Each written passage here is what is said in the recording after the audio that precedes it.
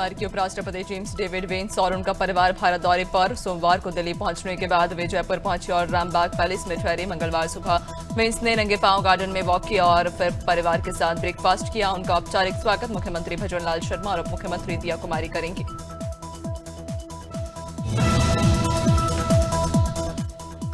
Harvard university ने राष्ट्रपति Donald Trump के प्रशासन के खिलाफ कोर्ट में मामला दायर किया। यूनिवर्सिटी ने आरोप लगाया कि ट्रंप सरकार ने राजनीतिक दबाव बनाकर शैक्षणिक स्वतंत्रता का उल्लंघन किया। ये मामला तब सामने आया जब ट्रंप प्रशासन ने हार्वर्ड की $2.2 अरब की फंडिंग पर रोक लगा दी।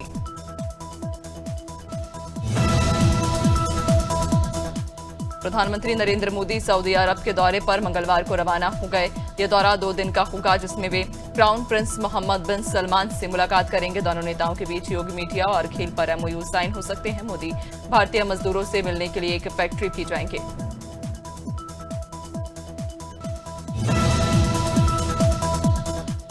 कांग्रेस सांसद राहुल गांधी ने बोस्टन में भारतीय प्रवासियों से कहा कि महाराष्ट्र विधानसभा चुनाव में गड़बड़ी साफ दिखाई दे रही है। उन्होंने चुनाव आयोग पर समझौता करने का आरोप लगाया और सवाल उठाया कि कैसे शाम 5:30 बजे से 7:30 के बीच 65 लाख वोट पड़े। राहुल 2 दिन के अमेरिका दौरे पर हैं। 88 साल की उम्र में पोप फ्रांसिस का निधन हो गया। वे इतिहास के पहले लैटिन अमेरिकी पोप थे। पोप ने अपनी मृत्यु से एक दिन पहले गाजा में चल रहे संघर्ष पर शांति की अपील की थी। उनका निधन सोमवार सुबह 7:35 बजे हुआ। उन्होंने अपने अंतिम संदेश में वैश्विक शांति की कामना की थी।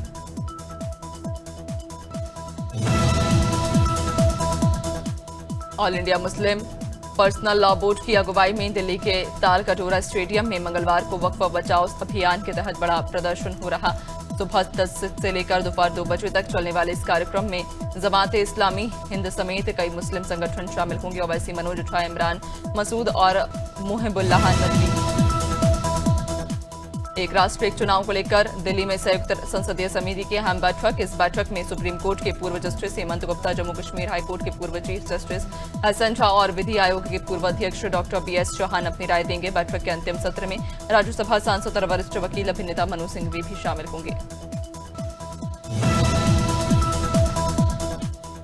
लोकसभा में नेता प्रतिपक्ष राहुल गांधी ने हिमाचल प्रदेश के मुख्यमंत्री सुखविंदर सिंह सुक्खू को पत्र लिखकर रोहित वेमुला एक्ट लागू करने का आग्रह किया। उन्होंने ये पत्र सोशल मीडिया प्लेटफॉर्म X पर भी साझा किया। राहुल ने लिखा, कांग्रेस शिक्षा में समानता और जातीय भेदभाव खत्म करने के लिए प्रतिबद्ध है। इससे पहले वे कर्नाटक और तेलंगाना के मुख्यमंत्रियों को भी यही मांग कर चुके हैं। जम्मू कश्मीर के मुख्यमंत्री उमर अब्दुल्ला दरअसल सड़क मार्ग से रामबन पहुंचे और बाढ़ प्रभावित इलाकों का पैदल दौरा किया। खराब मौसम के चलते हेलीकॉप्टर उड़ान की मंजूरी नहीं मिल पाई थी। उन्होंने हालात की समीक्षा कर जनता को राहत का भरोसा दिलाया। सीएम ने चेतावनी दी कि जमाखोरी और बढ़ती कीमतों पर सख्त कार्रवाई होगी। जरूरत पड़ी तो गिरफ्तारी भी की जाएगी।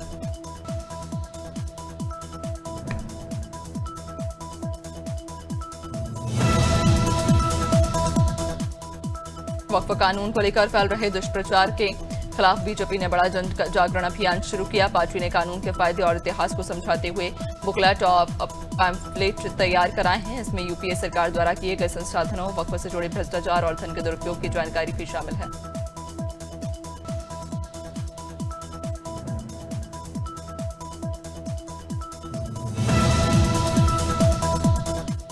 मंडला में BPL कार्ड घोटाले के खिलाफ समाजसेवी कमलेश मिश्रा आमरण अनशन पर बैठ गए हैं। समाजसेवी ने भ्रष्टाचार और राजनीतिक प्रभाव के आरोप लगाते हुए इसे पारदर्शिता और जवाबदेही की लड़ाई बताया। उन्होंने दंड उत्सव नाम से आध्यात्मिक विरोध की शुरुआत की। मिश्रा का विरोध प्रसाद या प्रचार से नहीं बल्कि आत्म बलिदान और न्याय की मांग से प्रेरित है। सिवनी के केवलारी नगर में बीते 2 माह के भीतर दिन दहाड़े आधा दर्जन से अधिक चोरियों की घटनाओं से दहशत का माहौल बन गया। ताले लगे घरों को चोरों ने निशाना बनाकर सामने या पीछे से घुसकर चोरी की वारदातों को अंजाम दिया। अब तक पुलिस खुलासा नहीं कर सकी, जिससे आक्रोशित महिलाओं ने तहसीलदार और SDOP को ज्ञापन सौंपकर पुलिस अधीक्षक से कार्रवाई की मांग की है।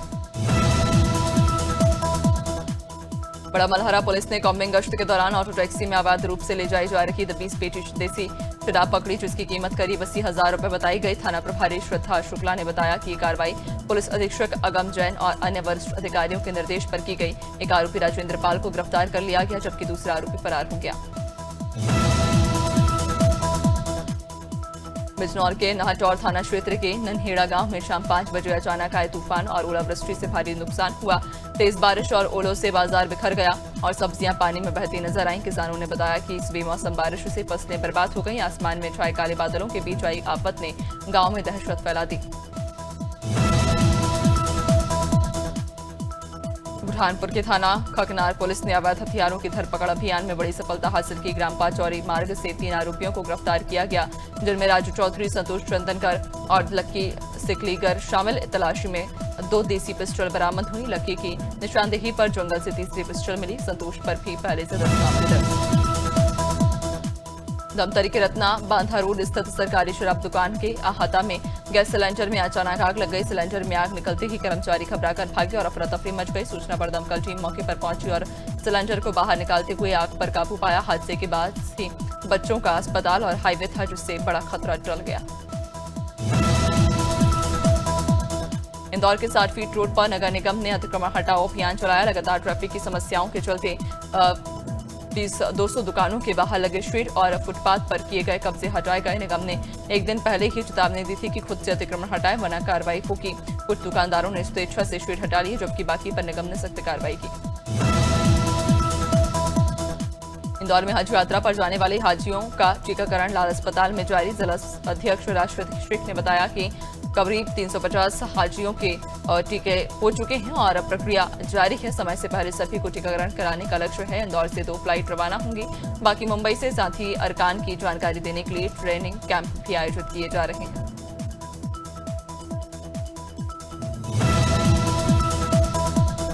कौशाम्बी के उद्यान सभागार में एसडीएम अरुण कुमार ने सड़क सुरक्षा समिति की बैठक ली। भोला चौराहा पर हो रही दुर्घटनाओं पर चिंता जताई गई। एनएचएआई को कार्य योजना बनाने और एआरटीओ को बिना फिटनेस वाले वाहन न चलने देने के निर्देश दिए। स्कूली वाहनों पर विशेष सख्ती बरतने को भी कहा गया।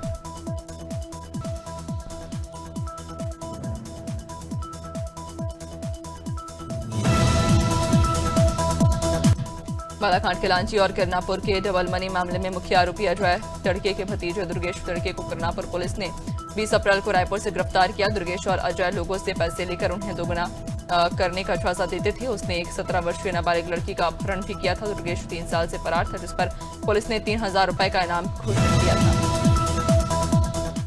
मथुरा की तहसील मांड में जमानत देने आए युवक अवधेश शर्मा के साथ दबंगों ने मारपीट की। अवधेश अपने चचेरे भाई ललित की जमानत कराने आया था, लेकिन दूसरे पक्ष ने इसका विरोध किया। झगड़े के दौरान दबंगों ने अवधेश के साथ मारपीट की, जिससे तहसील में अफरा तफरी मच गई। सूचना मिलने पर पुलिस ने 3 आरोपियों को हिरासत में लिया। मऊ के सरायल खसी थाना क्षेत्र के रस्तेपुर गांव में सोमवार सुबह जमीनी विवाद को लेकर 2 पट्टीदारों के बीच खूनी संघर्ष हुआ। इस झगड़े में आधा दर्जन लोग घायल हो गए।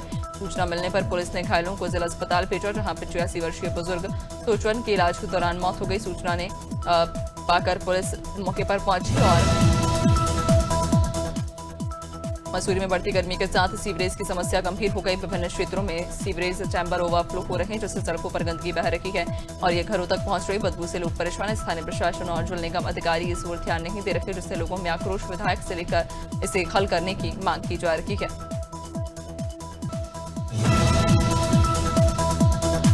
जनपद संभल में नोडल अधिकारी मनोज चौधरी ने 80 फर्जी हॉस्पिटलों को सील कर दिया और 80 झोलाछाप डॉक्टरों पर एफआईआर दर्ज किए। कार्रवाई डीएम के आदेश पर की गई।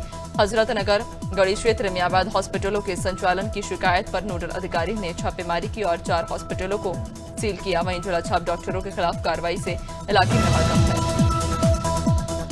सिद्धार्थनगर के मुख्यालय स्थित कलेक्ट्रेट और विकास भवन के पास महानगर रोड पर एक अवैध गैस फिलिंग दुकान में गैस सिलेंडर में अचानक आग लग गई, जिससे सिलेंडर फट गया। धमाके की आवाज दूर दूर तक सुनाई दी। गैस सिलेंडर फटने से दुकान का सामान नष्ट हो गया, लेकिन गनीमत रही कि कोई बड़ा हादसा नहीं हुआ।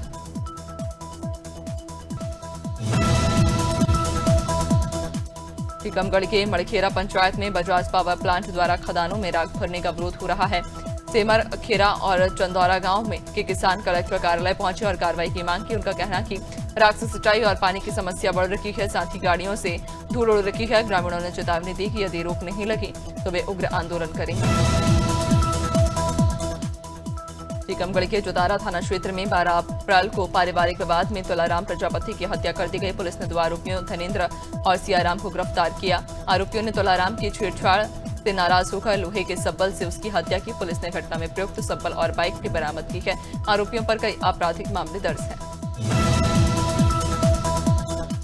उत्तर प्रदेश में मुख्यमंत्री योगी आदित्यनाथ महिलाओं के सशक्तिकरण के लिए योजनाओं का प्रचार करते हैं, लेकिन सुल्तानपुर में पुलिस विभाग की कार्यशैली पर सवाल उठ रहे। पुलिस विभाग कैमरे पर फोटो क्लिक करने, मीडिया को अपनी सफलता दिखाने में व्यस्त, जबकि छोटे कर्मचारी अपने अधिकारियों को गुमराह कर रही। यह स्थिति शासन के महिला सशक्तिकरण के प्रयासों से विपरीत है। बटियागढ़ थाना क्षेत्र के घूकस गांव में नवविवाहिता वर्षा की संदिग्ध हालत में मौत हो गई। वर्षा की शादी 17 अप्रैल को हुई थी और वह झारखंड की निवासी थी। उसकी मेहंदी भी अभी हाथों से नहीं उतरी थी कि परिवार की खुशियां मातम में बदल गईं। शव को पोस्टमार्टम के लिए भेजा गया। महिला डॉक्टरों की टीम पोस्टमार्टम करेगी, जिससे मौत की वजह सामने आएगी।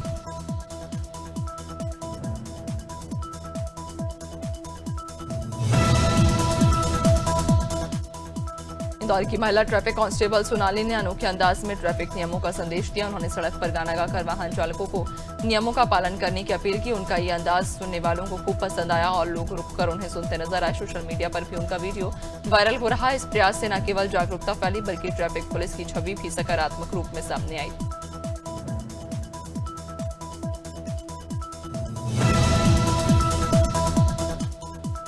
धौलपुर में टेम्पो, बोलेरो और कार की भिड़ंत हो गई, जिसमें 3 लोगों की मौत हो गई। वहीं 3 लोग गंभीर रूप से घायल हो गए हैं। हादसा NH11 भी धौलपुर करौली हाईवे पर हुआ। बता दें कि तेज रफ्तार बोलेरो टेम्पो को टक्कर मारते हुए कार से टकरा गई। सूचना के बाद मौके पर पहुंची पुलिस ने घायलों को इलाज के लिए बाड़ी अस्पताल भेजा है। मंडला में नाबालिग के साथ सामूहिक दुष्कर्म करने की वारदात सामने आई। मामले में पुलिस ने 5 आरोपियों को गिरफ्तार कर लिया। मामला ग्राम पंचायत मुनू के कसौटा गांव का, जहां आरोप है कि गांव के 7 से 8 लड़कों ने लंबे समय तक नाबालिग का शारीरिक शोषण किया। साथ ही पीड़िता और उसके परिजन को धमकियां भी दी जा रही थी।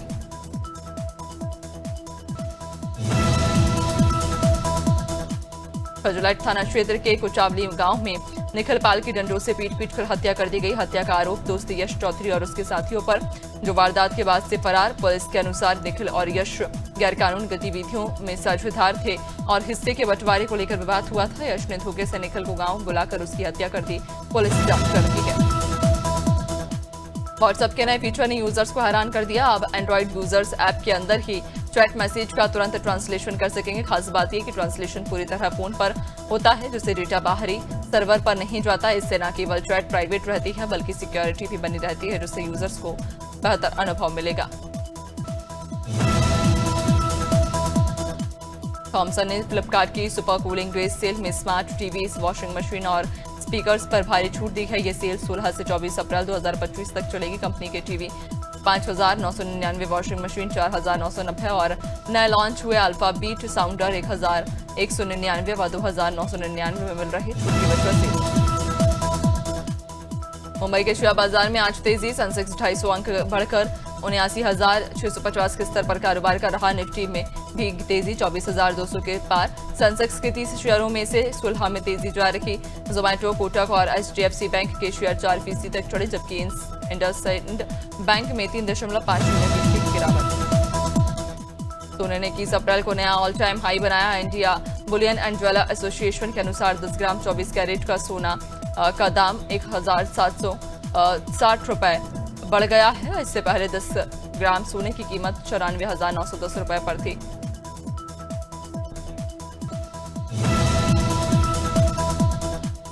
भारत ने स्टील की आयात पर 12% टेम्पररी टैरिफ लगाने का ऐलान किया। यह निर्णय 21 अप्रैल को वित्त मंत्रालय द्वारा जारी नोटिफिकेशन में बताया कि यह टैरिफ 200 दिनों तक प्रभावी रहेगा, जब तक इसे हटाया या संशोधित नहीं किया जाता। भारत ने यह कदम बेलगाम आयातों को रोकने के लिए उठाया।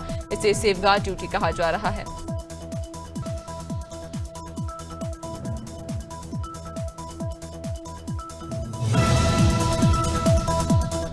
गूगल ने एंड्रॉइड टीवी सेगमेंट में अनफेयर बिजनेस प्रैक्टिस के मामले में कॉम्पिटिशन कमीशन ऑफ इंडिया से समझौता किया।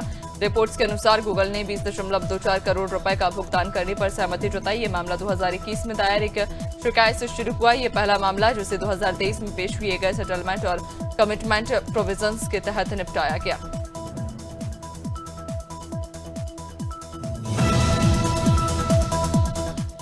दिल्ली हाईकोर्ट ने 21 अप्रैल को कॉम्पिटिशन कमीशन ऑफ इंडिया और जोमैटो को नोटिस जारी किया। ये notice national restaurant association of India की याचिका पर जारी हुआ, जिसमें आरोप है कि जोमेटो स्विगी के खिलाफ एंटी कॉम्पिटिटिव जांच के दौरान एनआरआई ने को गोपनीय जानकारी से बाहर कर दिया गया। कोर्ट ने मामले की अगली सुनवाई 23 अप्रैल को तय की है।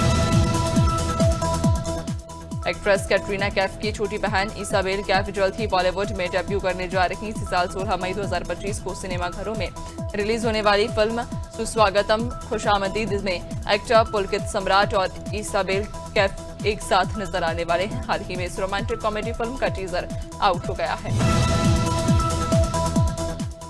भाभी जी घर पर हैं में अंगूरी भाभी का किरदार निभाने वाली शुभांगी अत्रे के पूर्व पति पीयूष पूरे का निधन हो गया। पीयूष बीते लंबे समय से बीमार चल रहे थे। हालांकि उनके निधन का स्पष्ट कारण सामने नहीं आ सका। टाइम्स ऑफ इंडिया की रिपोर्ट के अनुसार पीयूष पूरे लिवर सिरोसिस की समस्या से जूझ रहे थे। उनका लंबे समय से इलाज चल रहा था।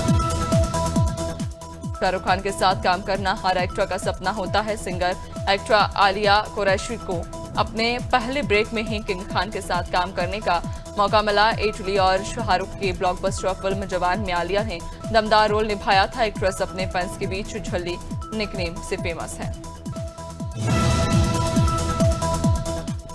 साउथ सुपरस्टार महेश बाबू को लेकर चौंकाने वाली खबर सामने आई। प्रवर्तन निदेशालय ने उन्हें समन भेजा और 27 अप्रैल को हैदराबाद स्थित ईडी ऑफिस में पेश होने का आदेश दिया। रिपोर्ट्स के मुताबिक ये मामला एक प्रॉपर्टी डील से जुड़ा, जिसमें अभिनेता का नाम सामने आया। महेश बाबू इन कंपनियों के प्रोजेक्ट के ब्रांड एम्बेसडर रह चुके हैं। नितेश तिवारी के निर्देशन में बन रही रामायण से जुड़ी खबरें आए दिन सुर्खियों में रहती हैं। साउथ सुपरस्टार यश फिल्म में अहम किरदार निभाने वाले, जिसको लेकर फैंस के बीच काफी एक्साइटमेंट देखने को मिल रहा। मूवी में रणवीर कपूर श्री राम का किरदार निभाने वाले और साई पल्लवी माता सीता के किरदार में नजर आएंगी। मध्य प्रदेश में गर्मी के तीखे तेवर देखने को मिल रहे। सीधी जिले में लगातार दूसरे दिन तापमान 44 डिग्री के पार रहा। सीधी के बाद सतना और टीकमगढ़ में सबसे ज्यादा गर्मी रही। प्रदेश में अगले कुछ दिनों तक तापमान में बढ़ोतरी का दौर रहेगा। कई शहरों में लू का अलर्ट भी जारी किया गया है।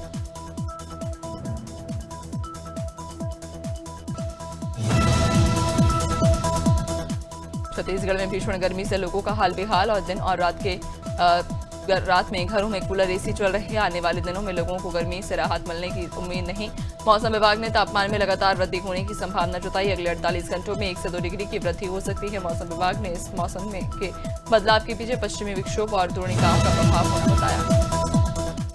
उत्तर प्रदेश में गर्मी का कहर देखने को मिल रहा। राज्य के कई जिलों में अधिकतम तापमान 44 डिग्री सेल्सियस के पार चला गया। आने वाले 2 से 3 दिनों में अधिकतम तापमान में इजाफा होगा और पारा 44 डिग्री सेल्सियस के आगे निकल जाएगा, जिसके चलते यूपी वासियों को भीषण गर्मी का सामना करना पड़ सकता है।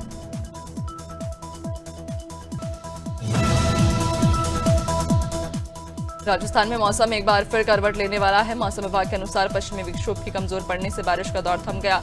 रविवार से राज्य में ज्यादातर हिस्सों में मौसम शुष्क रहेगा और तापमान में 3 से 5 डिग्री की बढ़ोतरी होगी। सोमवार और मंगलवार को हीटवेव की स्थिति बन सकती है, जिसमें तापमान 44 से 45 डिग्री तक पहुंच सकता है।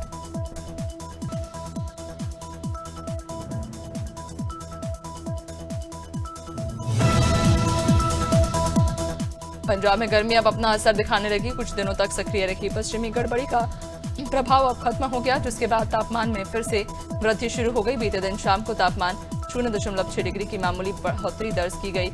मौसम विभाग के अनुसार अगले 48 घंटों में तापमान में 2 से 3 डिग्री की वृद्धि हो सकती है।